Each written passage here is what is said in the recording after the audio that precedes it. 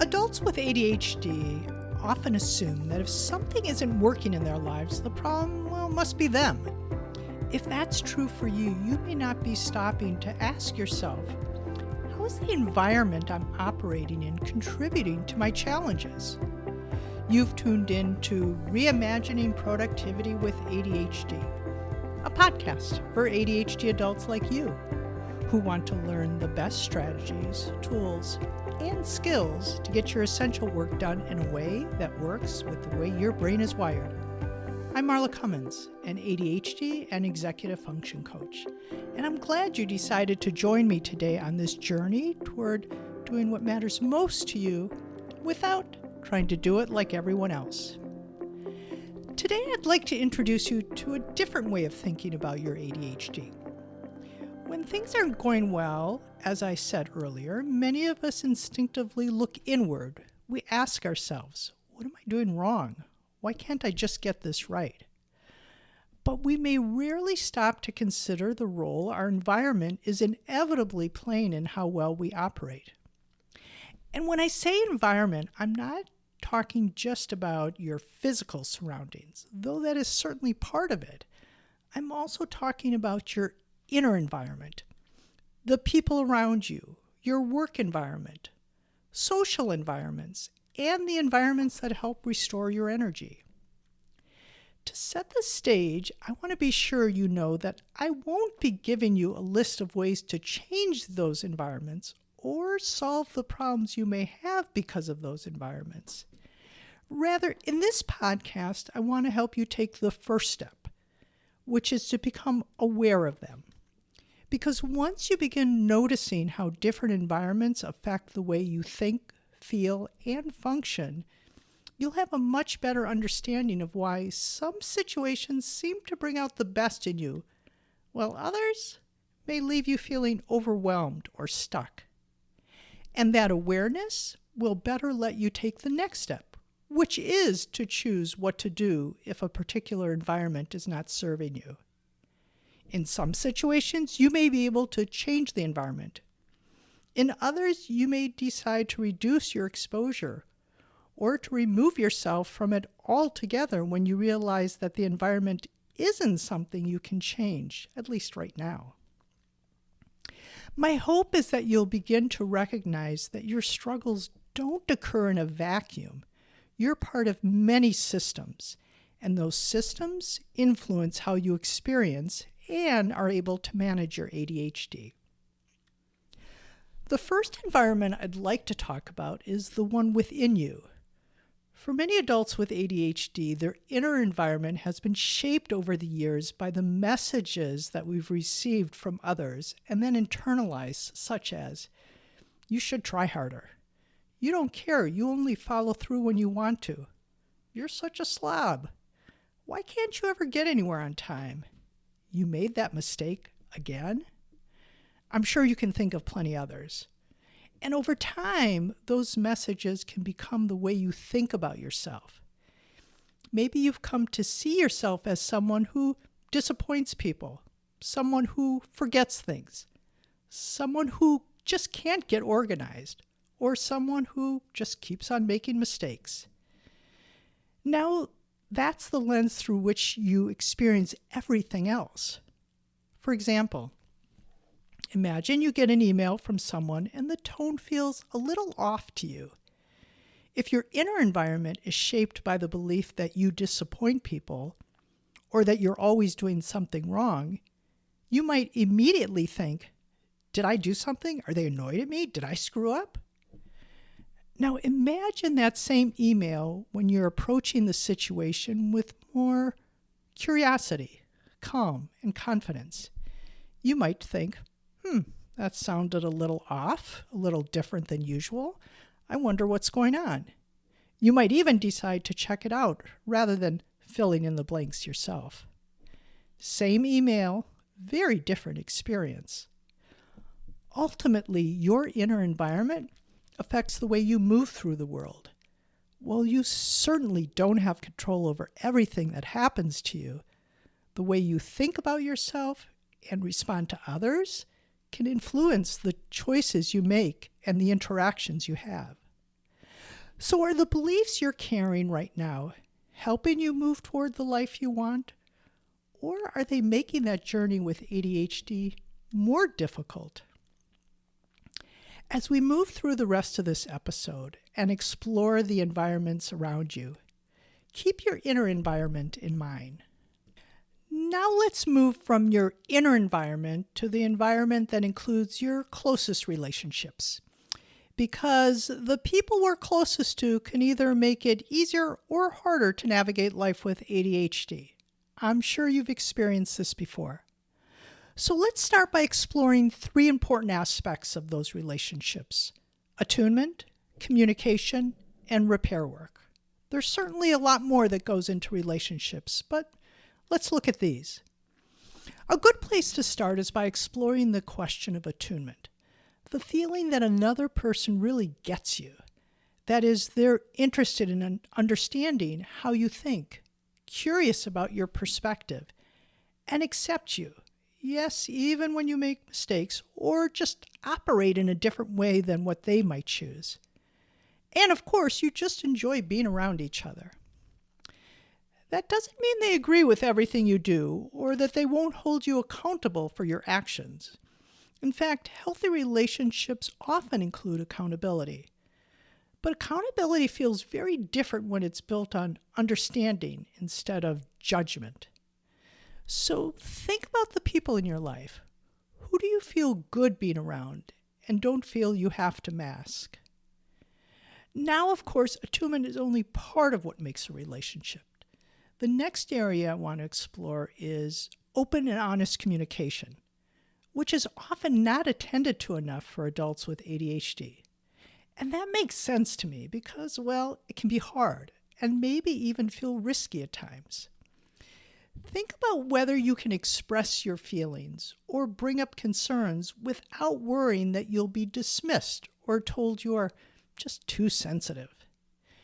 Many people with ADHD spend a lot of time trying to figure out what somebody else is thinking or replaying conversations in their heads. You too? Sometimes we end up filling in the blanks instead of checking things out. For example, a friend and I had talked on and off over the past few months about figuring out how to get together since we live far apart. I suddenly started feeling that maybe she didn't really want to come to see me, or for me to come see her. But instead of sitting with this, I decided to ask her about it. It turned out that I had completely misread the situation. At the end of the conversation, I told her that I was really glad I asked. It's not the first time we've had these types of conversations, and probably won't be the last.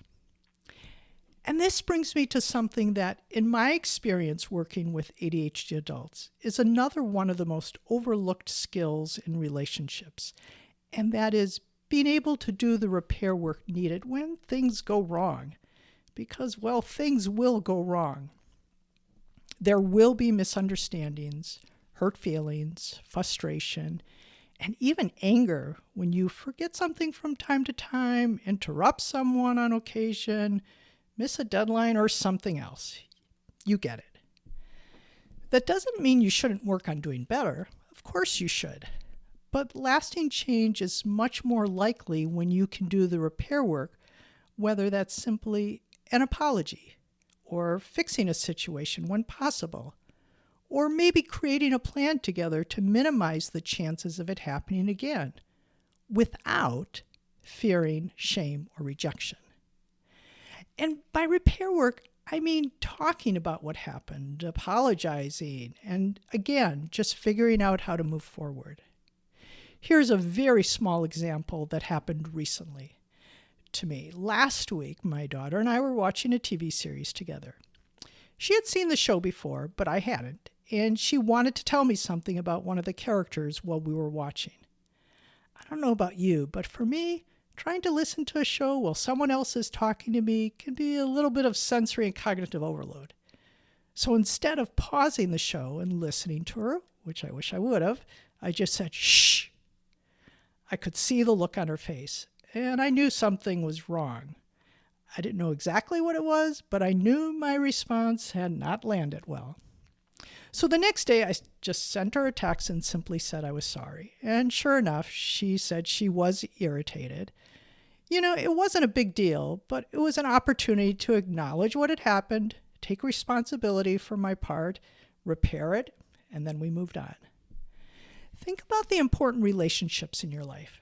Are you both willing and able to talk about what happens when things go wrong without you feeling shame or rejection? Relationships don't have to be perfect. Neither do the people in them. But relationships that make room for curiosity, accountability, repair, and growth create an environment where it's much easier to keep learning, making changes, and just becoming the person you want to be. So we've moved from your inner environment to the people close to you, and now I'd like to explore your broader social environment and how it may affect how your ADHD shows up for you. These might include volunteer organizations, professional associations, meetup groups, spiritual or religious communities, neighborhood events, or any other group where you regularly spend time with people. Take a moment right now to think about the social environments you're most often in. Got a few in mind? Now think about what happens for you in these different settings. For example, do you enjoy large groups, or do you tend to gravitate towards smaller groups of maybe 2 or 3 people? Maybe your sweet spot is even one-on-one conversations. One reason for that might have to do with processing. Are you comfortable with fast-paced conversations? Or do you need more time to take in what somebody has said? Think about it, organize your thoughts, and then respond the way you'd like. I know that I'm much better in one-on-one conversations. In larger groups, I sometimes get lost or honestly, kind of bored. Anyway, then there's stimulation. Some adults with ADHD love loud, busy, high-energy environments. Others find that much stimulation makes it harder to pay attention, follow conversations, or even know where to focus. Maybe you do better in a quieter setting, like a cafe, with some ambient music. And then there's the social experience itself. Do you feel like you belong? Can you be yourself? Do you feel comfortable enough to participate, or are you spending a lot of energy monitoring yourself, figuring out what you're supposed to be doing, or masking? And notice that these things can interact. Maybe you love being around people, but large groups make it difficult to process conversations. Maybe you enjoy a loud, energetic environment, but find yourself exhausted afterward. Maybe you don't have trouble with stimulation at all, but you feel you don't quite fit in. So rather than deciding that a particular social environment is good or bad for you, I just want to encourage you to become curious about what's actually happening for you in those settings. That is, what is it about this environment that affects how comfortable you feel, how well you can participate, and how much you just enjoy being there? It could be something about the environment itself, or it could be the way your ADHD shows up in that environment.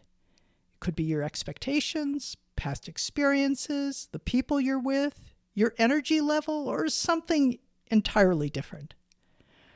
More often than not, it's probably a combination of all those factors. The goal isn't to decide that you should avoid certain social environments or force yourself to become comfortable in them. It's simply to understand yourself a little better in this environment. Because the more curious you become about what's affecting your experience, the less likely you are to jump to conclusions about yourself or the environment. I know when you think about environments, you may think about your physical environments. And as I said before, that certainly can impact how your ADHD shows up. So let's get into it. Take a moment to look around the space you're in right now. What do you notice? More importantly, what do you feel? Do you feel calm, comfortable, able to focus? As you're looking around, ask yourself, is this environment supporting what I'm trying to do right now or making it harder? If you're trying to focus, does this space help me concentrate? If you're trying to relax, does it help me unwind? Or do you notice a low level of stress because there are piles of things around you? Maybe your eyes keep landing on unfinished projects, or perhaps you're wondering, what am I forgetting? Simply because there are so many visual reminders competing for your attention. Now notice the lighting. Is there enough? Is it too bright, too dim? Is it appropriate for what you're trying to do?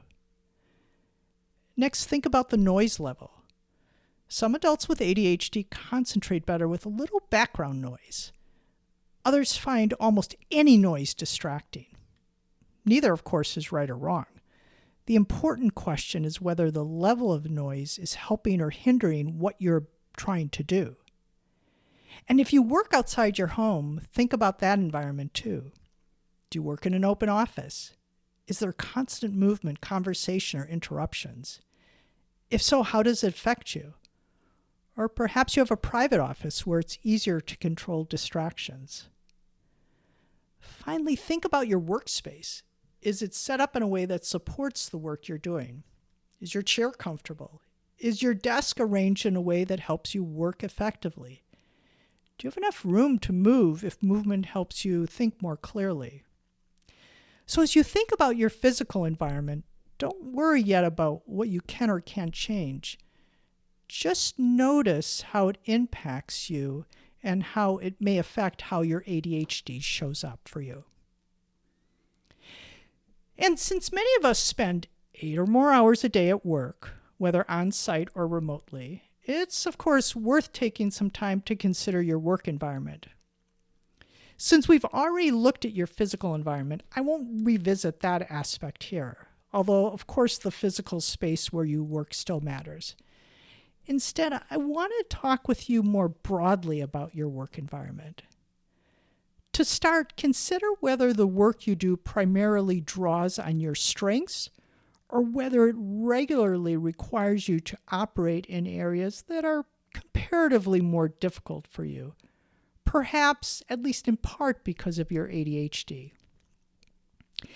And when your work does require you to use skills that are more challenging for you, are the resources, support, and flexibility you need to do the work effectively available? And also, let's talk about the pace of your work. Does the pace match the way you naturally work? Or do you constantly feel like you're trying to keep up? Or maybe are you bored? Some adults with ADHD thrive in fast-paced environments. Others do their best work when they have more time to think, plan, and complete one task before moving on to the next. The important question is whether the pace of your work supports you or leaves you feeling like you're always behind. And what about task switching? Are you able to stay with one task long enough to make meaningful progress? Or are you constantly interrupted by emails, messages, meetings, or requests that require you to change directions? Many adults with ADHD find that frequent task switching requires a tremendous amount of mental effort because every switch means reorienting themselves to a new task. For example, earlier in my career, as I've mentioned before, I was a teacher. And I really did enjoy many aspects of teaching. But because of the pace and number of transitions throughout the day, I just wasn't able to do my best work. I had to constantly shift gears and respond to what was happening in the moment, which, as you know, is pretty much what young people require. And this wasn't something that could change. Anyway, next, think about how clear the priorities and expectations are. Do you generally know what's most important? Or are priorities constantly changing, leaving you to figure out what deserves your attention first? Many adults with ADHD actually do better when expectations are clear and consistent. When they're not, it's easy to spend a great deal of mental energy just deciding what to work on. Then, of course, there's the workload. So, is the amount of work you're expected to do realistic given the time you have and the pace at which you operate the best? Or do you constantly feel like the demands just simply exceed your capacity? Believe me, I spent many weekends surrounded by tons of paper I needed to grade. I don't relish those memories. And finally, just as communication is important in your close relationships, think about your workplace communication. If priorities change or something isn't clear, do you feel comfortable asking for clarification? Can you negotiate deadlines or priorities when needed? Or are you just left guessing what others expect of you? As you reflect on your work environment and what it's asking of you, I just would like you to take note of whether those demands make it easier or harder for you to function as an adult with ADHD. Throughout this episode so far, we've been talking about environments that place different demands on you as an adult with ADHD. Your work environment asks things of you, your relationship asks things of you, your social environment asks things of you. Even your physical environment can place demands on your attention and focus. Now I'd like to switch gears and ask you to think about a different kind of environment. And that is environments that restore your capacity to go about your day-to-day life in the way you want. For many adults with ADHD, so much of the day, like actually for many people, is spent doing. Working, commuting, cleaning, preparing meals, taking care of children, parents, pets, clients, you get it. Even many of the things we enjoy still take up quite a bit of our energy. Maybe that restorative time for you is a walk in nature. Having your morning coffee out on your porch, listening to music, or just watching the birds in your backyard. Now, I know for some of you, this might be a hard sell because you may be thinking, that sounds nice, Marla. I'd like to sit out in my backyard looking at birds too, but I have a lot of stuff to do. And I'll take my coffee to go. Thank you very much. But before you decide this doesn't apply to you, take a minute to just hear me out. What happens for you when the demands ease up for a little while? When you don't have to keep producing, solving problems, making decisions, organizing remembers, or thinking about what comes next? It's like a calm oasis.